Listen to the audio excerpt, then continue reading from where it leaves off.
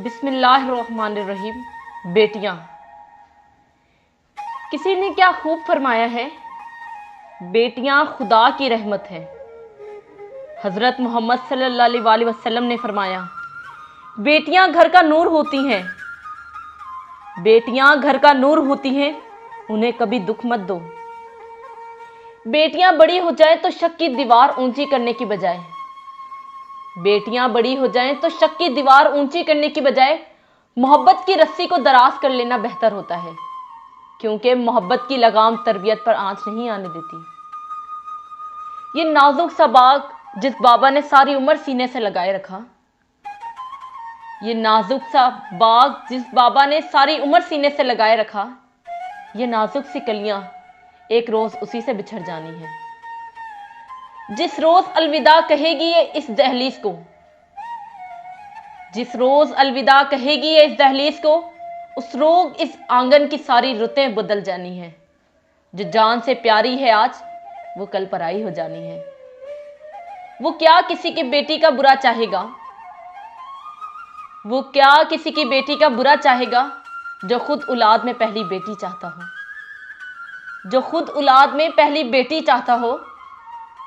وہ لڑکیاں دل کی بہت صاف ہوتی ہیں، وہ لڑکیاں دل کی بہت صاف ہوتی ہیں، جن کی آنکھوں میں چھوٹی چھوٹی باتوں پر آنسو آ جاتے ہیں۔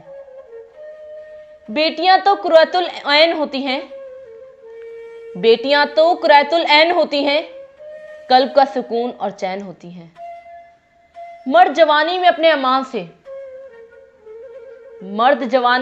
اعمال سے اپنی بیٹی کی قسمت جوانی لکھ رہا ہوتا ہے۔ ضروری تو نہیں روشنیاں صرف چراغوں سے ہی ہوں، ضروری تو نہیں روشنیاں صرف چراغوں سے ہی ہوں، گھروں میں بیٹیوں سے بھی اجالے ہوتے ہیں۔ بچپن کے کھیل ختم ہوتے ہیں تو بچپن کے کھیل ختم ہوتے ہیں تو نصیب کا کھیل شروع ہو جاتا ہے۔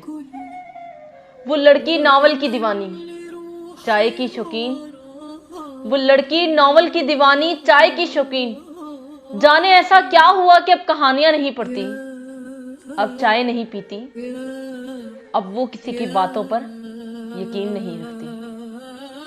نیند کی گولیاں کھاتی ہے اب، نیند کی گولیاں کھاتی ہے اب، وہ جو عشاء کی نماز پڑھ کے سو جاتی تھی۔